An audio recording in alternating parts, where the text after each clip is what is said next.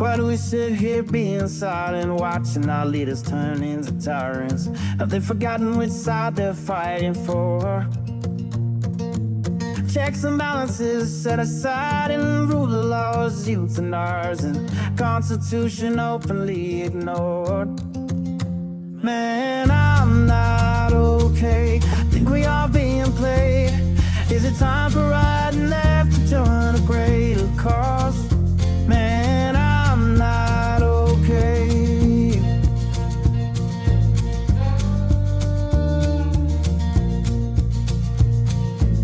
The rich claim to be victimized just to attack the marginalized. Is 1% really worth more than all the sick and poor? Always preaching about fellowship while planning their dictatorship. Now we've seen how all of this plays out before. Man, I'm not okay. Think we are being played. Time for you and I to join our country's call. Man, I'm not okay.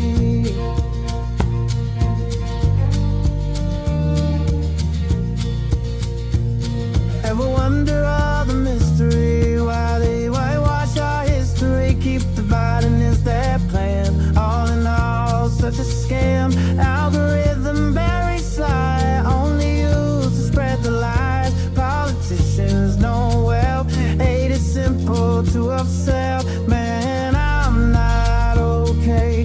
Think we are being played. Time for you and I to join our country's call. We are not okay. America is not okay, and we all know that. Former Congressman Joe Walsh, this is the Social Contract with Joe Walsh. Let's figure out how to get okay together.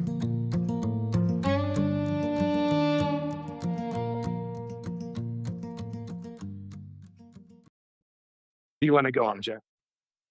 By the way, welcome everybody who's joining us. This is our weekly segment that we haven't titled, but it's kind of like a socialist. I've titled it. What is it? I've titled it, A Libertarian and Socialist Walk into a Bar. This is part 3. I fucking love that. This is part 3. Xander, I can go either one of those. So whatever's grabbing you. Let's do the latter. Good. Let's do the latter because I'm just like, I think when other than expand the House, like we're in this like weird break democracy gerrymander, in every direction. We've got to solve that, and we've got to restore the House to be the House of the people. Other than that, the corporate capture, I would even say it's above that, the corporate and elite capture of our politicians on both sides of the equation, that I think was what ultimately led to Trump in a lot of ways, is like the visceral anger around that. I would love to hear, because you said in the past, you're not necessarily against Citizens United, like these things. I would love to hear, one, how do you rate that issue? Is that a top issue in your mind? And two, what are the acceptable ways you solve that issue? So start the conversation, my friend. Explain to me exactly what you mean by corporate capture, corporate and elite capture. I have an idea, but drill down on that. Everything from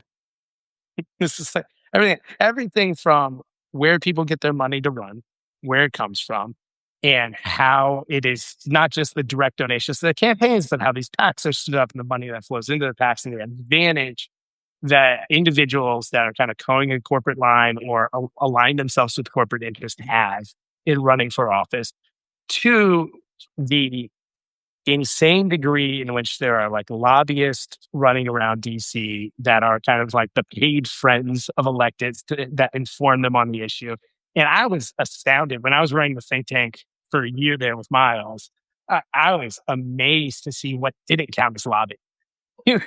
Lobbying is actually something specific when you're talking about a bill. There's a bunch of just experts being friendly and having coffees and influencing electeds across the spectrum. So I think that how you get into office piece of the equation is more impactful than the influence your ideas piece of it. But all of it, I think all of it, just the way in which money can encapsulate our politicians and support them in both their governing and their elected ambitions. Got it. Yeah. And by the way, once they're elected, lobbyists are all over the place. Yes. I remember my time in Congress, and every minute of every day they're grabbing at my sport coat. And you just need to learn how to deal with that and say no. But that is a problem. But I would just also remind you, lobbyists, people lobbying their government for shit, that's as American as you can get. We can say that the lobbying enterprise is fucked up the way it's practiced, but people petitioning their government, Totally. right? And we can even pull that apart. Let's pull apart. I'm not talking about a populist movement when a bunch of small dollar people get together and figure out how to do it. Let's say we're specifically talking about the billions of dollars spent from corporations lobbying on behalf of their corporate agenda. Agreed. Just when we're talking about lobbying services. Yeah. No, agreed. But let's also remember, probably one of the top 2 or 3 most powerful lobbying groups in the country are the teachers' unions. A legit role, Right. they do their thing. They spend, they're every election cycle, they're in the top 5 in money spent to get their people elected. But let's go. It is interesting to get people elected. The money Let's start that's there. spent. So start there. So, and my background is, again, I don't brag about this. I was very poor when I ran for Congress. When I got elected, I was the poorest member of Congress. Because of that, I had to spend an inordinate amount of time calling people up for $500 or $600 or $50. Wealthy people, the way the system's set up, didn't have to spend all their time doing that. They could just put a couple million into their campaign. My general thesis, Xander, is that I don't inherently believe money is a problem in politics. I don't believe money is a problem in campaigns. I believe the problem is transparency, i.e., where that money's coming from, and the American people doing what they need to do as voters to find out where that money's coming from and then decide. Oh, I'm pissed off. Joe Walsh is so fucking pro-gun, and some pro-gun billionaire just gave him $100,000. Well, fuck, I'm not going to vote for Joe Walsh. I believe that's how the system should work. I believe every time we've tried to limit how much money comes in, and where that money comes from, another vehicle, another PAC, super PAC, another twist is opened up. So I don't think the problem's money. I think the problem's transparency. Start there, but you respond to that and then go to the undue corporate influence. Well, I don't think that's correct, unsurprisingly. This is why I wanted to dive into it, right? I don't think that's correct. And the fact that we now know, especially in the era of the internet, the truth has a hard time catching up to lies. And something I struggle with in this conversation is what do we lose? What are we gaining by allowing individuals or entities to have a lot of influence over a race versus what do we lose? You know what I mean? I think if we're saying, I personally, a reform I would love to see is you can't even get donations out of your district. Not only are donations capped, but also I'd love if New York, where was your race, Joe? Illinois? Illinois What was 8th, the eighth Chicago district? suburbs. I'd love if the only money that could even be raised for that race is from your neighbors and capped at some amount, right? It can't even be a New York billionaire giving you a capped amount because you're running in your district. It should be representative of those people. And I just wonder, what do you think and I agree, 100%, corruption always twists its way into these different forms so it can influence once again. But I think our job as a dynamic democracy, which I'd love for us to be, is to fly swaps reforms as they arise. What do you think we lose if we adopted that, right? So we said, Joe, you can only get money from folks in your district. The most they can give you is $100. Or we adopt some other reform that allows we do a matching fund thing. The most you can get is 400, but we match people under 100, whatever it is. What do we lose in that scenario? Let me ask you a question. If you Yeah. went down that road, could someone who's running for Congress in my district who is wealthy, could they give their own campaign as much as they wanted? That's interesting, right? That's like the JD, like speaking of Illinois, JD Pritzker, right? JD Pritzker is a billionaire. Is it higher? It's higher, right? He's It's the the Pritzker family. wealthiest governor in the country by far. Yeah. Yeah. Yeah. Yeah. Good question. I would say, yeah. I would say, yeah, put limits on that too. I mean, look, there's already these barriers that favor the wealthy for running for office. You don't get paid when you're running, really. You don't get paid a lot for even being elected, right? And so, you can spend time campaigning. When you're not campaigning, you can free yourself up and spend your own money for your own survival. So I think the wealthy already have enough advantages as it is with their campaign. It's a trickier question, but yeah, I would love to see not only every vote be relatively equal, but for the efforts in which you try to gain power as a candidate to be as equal as possible, and for you as almost a prerequisite to running, have to show that there's enough popularity, democratic popularity of your campaign out there. Yeah. Yeah.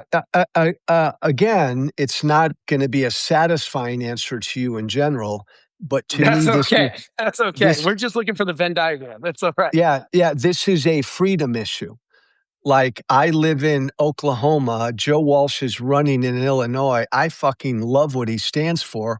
I want to write him $1,000 check. I just believe anybody in America should have that freedom to contribute to any candidate.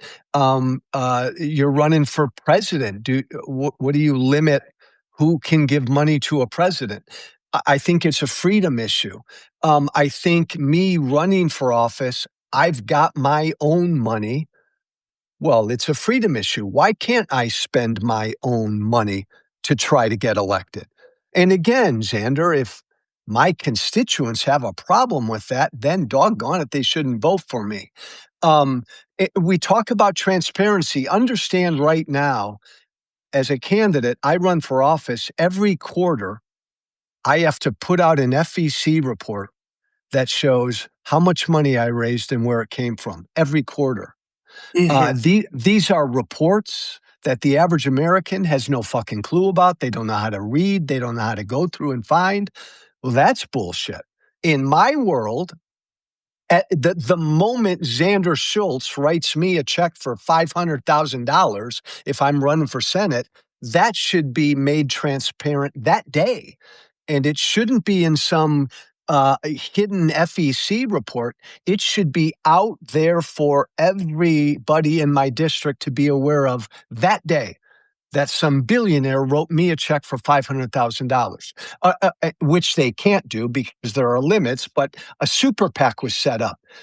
I should know where every dollar in that super PAC's coming from. You don't have to do that right now. PACs, super PACs, the same way.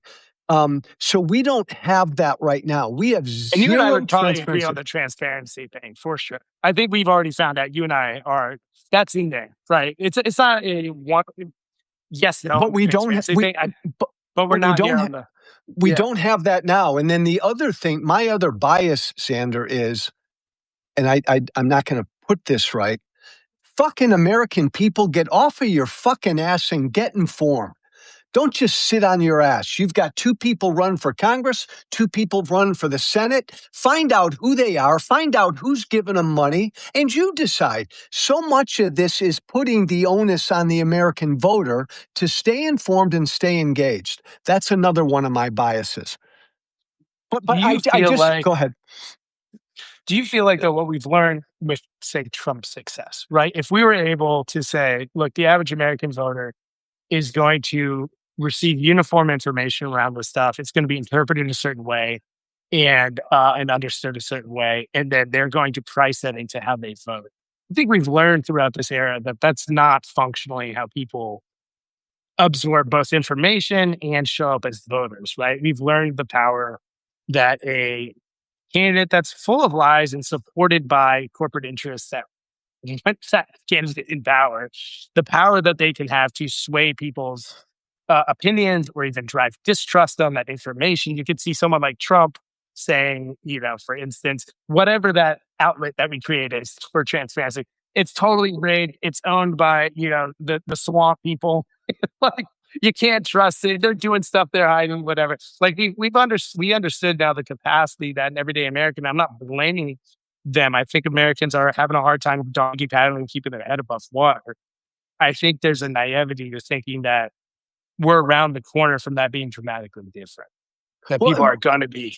Go ahead. Well, it's a really interesting point, Xander. We've always elected bad people. We've always elected bullshitters and liars. Trump is that on steroids.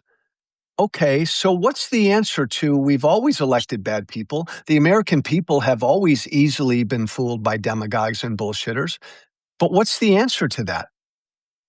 See, my answer would not be create some government whatever to try to make it harder for bullshitters and liars to run for office. A, I think that's impossible. B, I think that's not the role of government. How do you not elect bad people? The American people decide not to elect bad people. Well, let's take a step back, because I think there's almost a fundamental question that I am operating as if it is a objective truth, and maybe it's not, right? Like going back to, I don't think donors from other districts should be able to invest in a district that's not theirs.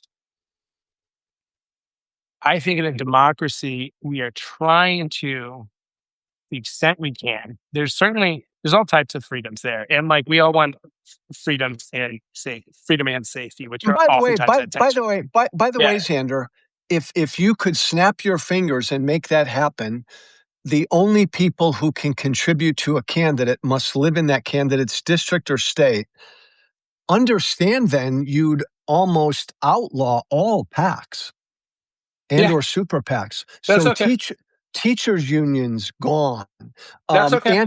Anti-gun groups gone. Because these lobbying groups get money from people all over the country, and then that group then puts money toward the candidates they want to support. So the teachers unions would be gone as not being able to give any candidate. What they would probably have to do is organize their teachers in their locations, right? Like what they would have to do is not say, we're going to build this super unit that's going to pull money from across the country. We're going to say, we're a teachers union. We have, in the 8th district in Illinois, we have 7,000 members. If we care about that race, our job is to ask our 7,000 members to contribute if they are so inclined, but we've got to sell them as individuals to contribute to this candidate because we believe it's good for us. So that certainly like the power of the heads of those unions is reduced, and they more become community organizers, if you will, right? Like how community organizers send out their community. It's not, they don't have member fees and they're not redirecting it, right? They would they'd no longer be national PACs. Every PAC, in essence, would have to be a local PAC. Yeah, exactly. Or just organizer of a national network. Defiance, to a certain degree, is an organizer of a national network. Like we just had a call where we said a group we started, Fight Against Federal Overreach, FAFO, which is a network of district attorneys across the country that are prosecuting ICE agents for state crime. Trump can't. But no NRA, no anti-gun groups, no national NRAs, and no national anti-gun groups. Everything would have to be local. They'd have to be, well, they don't have to be local. I'm a part of, confusingly, I'm part of the Socialist Rifle Association and the National Rifle Association because I picked up shooting this year so I could meet more Republicans and have relationships like this so I could understand it more. I think it can still exist nationally. Their just relationship with their members fundamentally changed. So let me go back to this broader point. I think in a democracy, what we want is each representative being a true embodiment of the will of the people that are within their area, right? If it's the mayor of a city, it's your city. If you're running for Congress, it's your district. It's a Senate, it's your state.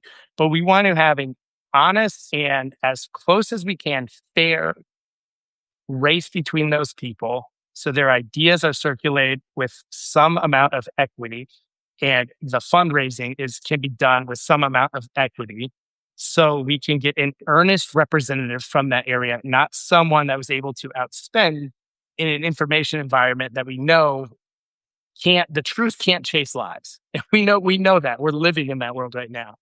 We want as a goal an earnest representative from that district. And so I think even in a capitalist society where there's certainly many, many ways that you can express your freedom and grow your company and grow your power, that we want as a democratic goal to have the most equitable process in which people are able to share their ideas and then have someone come out of that, not because of any special relationships, but because of their popularity within their district or area. I love you, brother, and I want to Is that a hand you goal? up. Is No, that your goal? fuck. No, fuck no. I want to hand you a bouquet of flowers right now and kiss you, because that's like never, never land, my friend. Again, I think, okay, so in your world, let's say you got Yes. two people run for Congress. They can only get money from people in their district. Yes. In your world, neither one of them can give their own campaigns money in their district. Or restricted Yeah. to a reasonable amount. Yeah. Whatever. They're Okay, essentially another time. Yeah. I think, like, just logistically, this is pie in the sky impossible, but I also think it's wrong. But I think it'd be impossible to enforce. But even just Xander, enforcement. but Yeah. I think it'd be impossible, because again, just go back to the whole notion of we are a country full of PACs. PACs are national organizations, and they all have state groups too.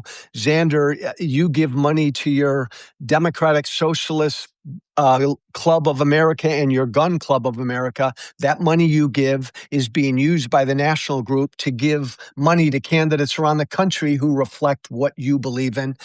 So you'd have to enforce all of that. But let's say you get to your dream world.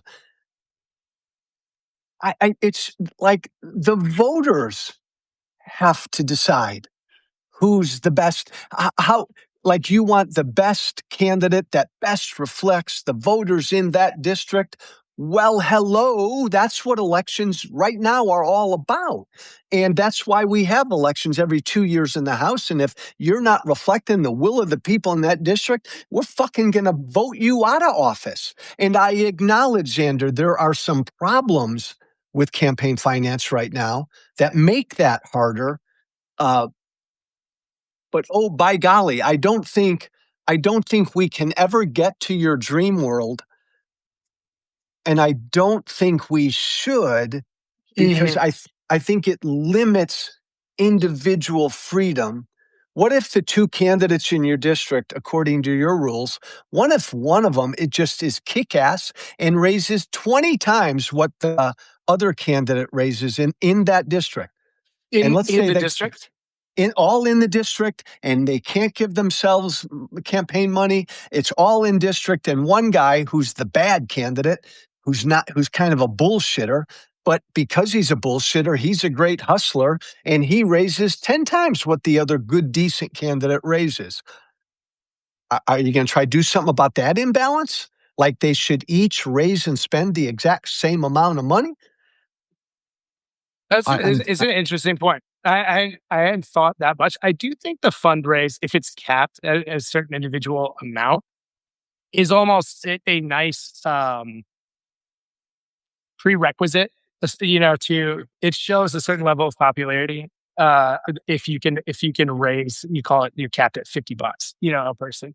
I think the scenario you're talking about, we're in a much worse scenario now than we would be in that case. I think maybe you can outraise your competition by 10x. I think that probably points to, especially if you're appealing to $50, probably points to that you're hitting some nerve and you're at least at least aware of the needs of your people, and you're good at getting out there and you're good at communicating, which is And or you're good at spreading bullshit. Like, we got to keep brown and black people out of our district, guys. Brown and black people are bad. Oh my God, let's give him money.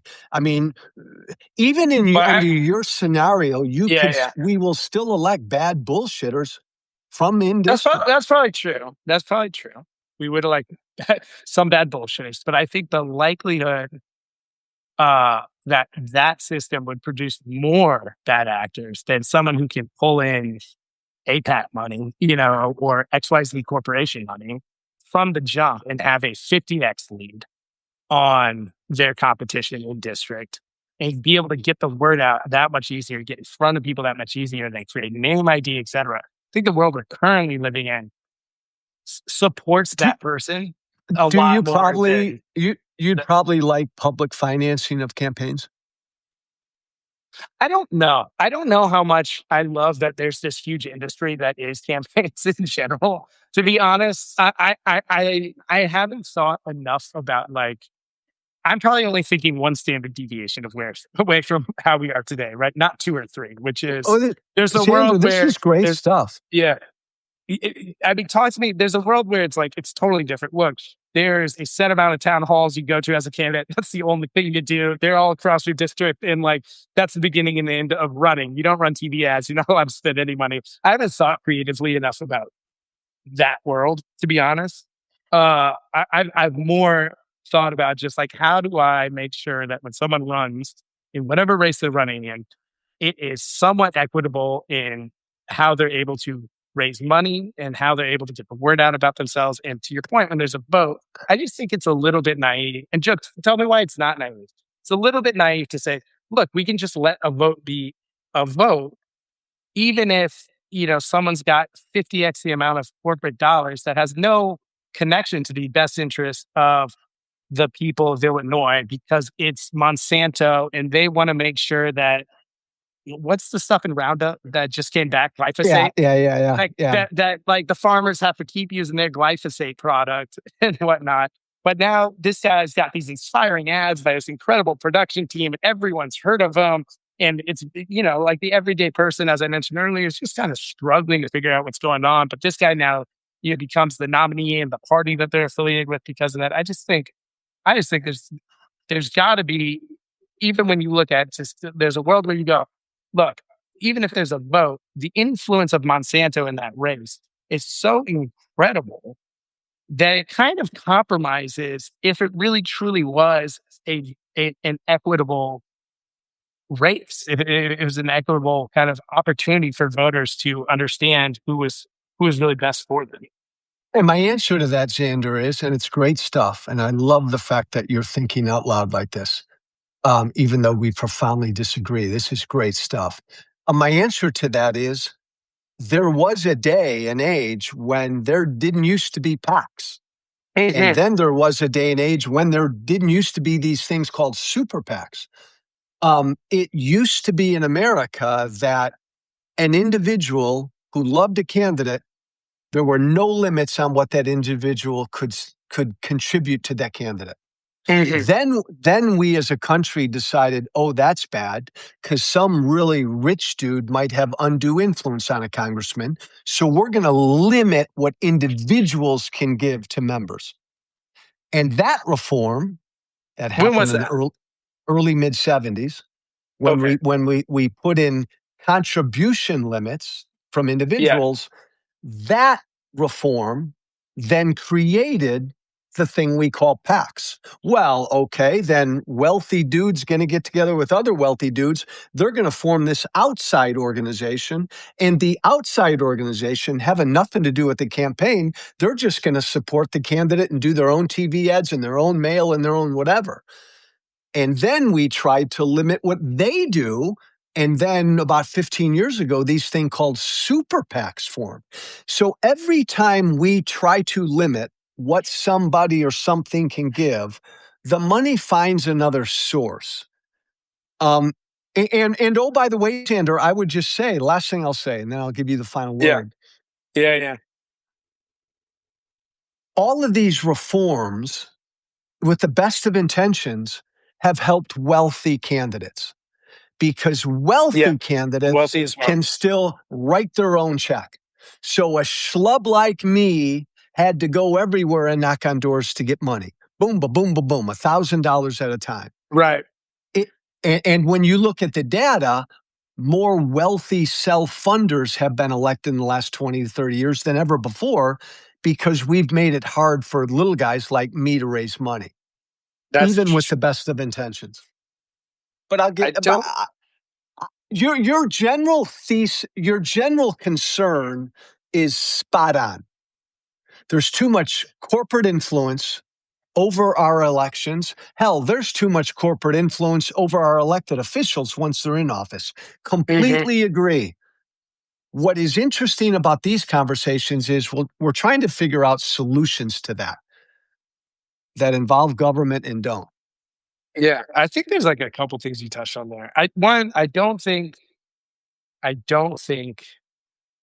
the answer to, well, they found other ways to be corrupt or more impactful than they should be on our system to be corrupt. Let's not go figure that. Corrupt Maybe it's not a fair. corrupted. No. That would be your word. Yeah. Corrupt's not my word.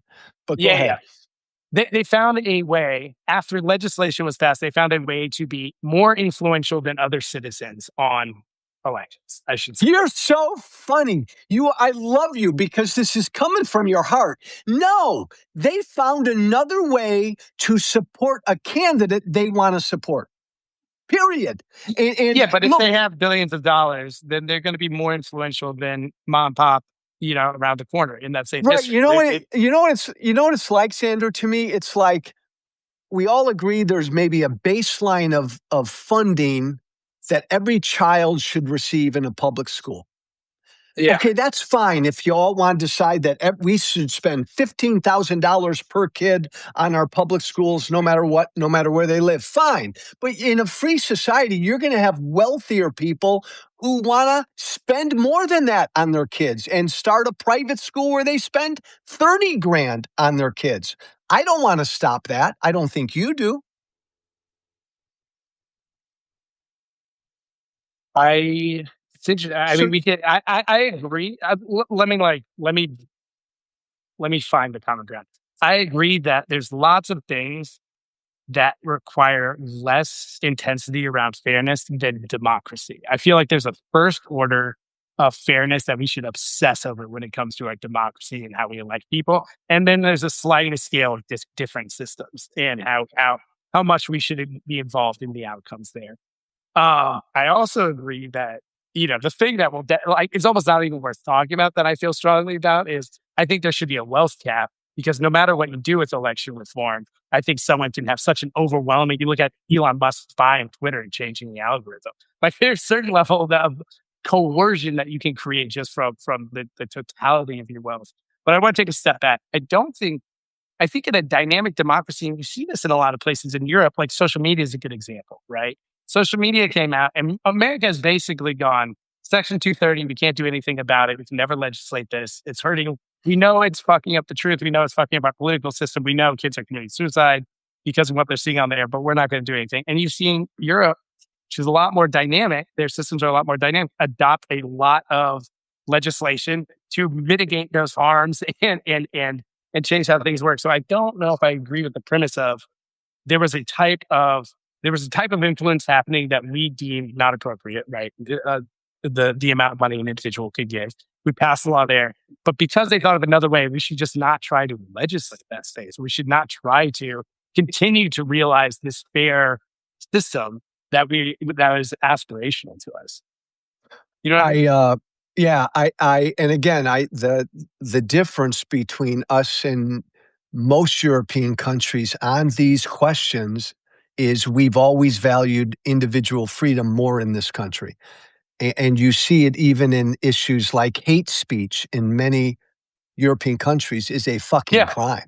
Right. So we have negative freedom. America has been way, way stronger on negative freedom, meaning you can't tell someone what to do. Basically, it's like an overall. And what's really cute is you and I typically always find our way back to this issue of freedom, negative freedom versus positive freedom. And your heart and your soul leans more toward positive freedom. My heart and soul lean more toward negative freedom. But that forms a lot of the basis of these conversations we have that I thoroughly enjoy, that I've got to hop off of in 20 Oh man! seconds. All right, shit. That But went by no, so fast. Xander, this is so fucking cool though. I'll give you the final word. Have we Yeah. found, forget common ground on this one. Have we gained understanding? What have we done? 100. Look, like it. I actually am like less. I think you and I both probably are pretty clear on our ideology. I'm less concerned on if I can organize you into my thinking. I just want to get it more as like part of this. I just really want to understand how you take those things on. And the other thing that came up that we almost pushed aside that I think as a practice we should spend more time on is we do both agree on transparency. Whether or not we agree on wealth cap or campaign max donations or whatnot, we did agree on that. And I think the one of the beliefs that I have is if we can find areas we agree, it's probably a good sign there's not a lot of defenders of, of that practice. Like that America as a governing body, federal government, states, whatever, should lean in and try to pass something yesterday on transparency. Who the fuck is benefiting? If you can't see the benefit in it, and I can't see the benefit in it, then what are we doing, allowing that to, exist in Agreed. our society? Agreed. So I Agreed. certainly think we've come away with, between the Electoral College, expand the House, and a lot more transparency. And I like to system 3 priorities on corruption that we, posted, circle the wagons on and organize our sides Agreed. on. Agreed. And my final thought is politicians on both sides have an inherent interest not to be transparent about where their money's coming from. So that system needs to fucking be blown up. Final thing I'm going to say is these are such wonderful conversations. Everybody make sure you follow and subscribe to Xander. Follow and subscribe to defiance.org. They're doing such great fucking work out there. Hey, you big guy, if you call name your own thing. I'm bringing some people to the table. It's a smaller audience. So Yes, Joe, where can they find you? Yes, so feel free to follow and subscribe to me. This is great stuff. Thank you, Xander. All right, brother. It's so nice to talk to you. Bye again. Thanks, everybody.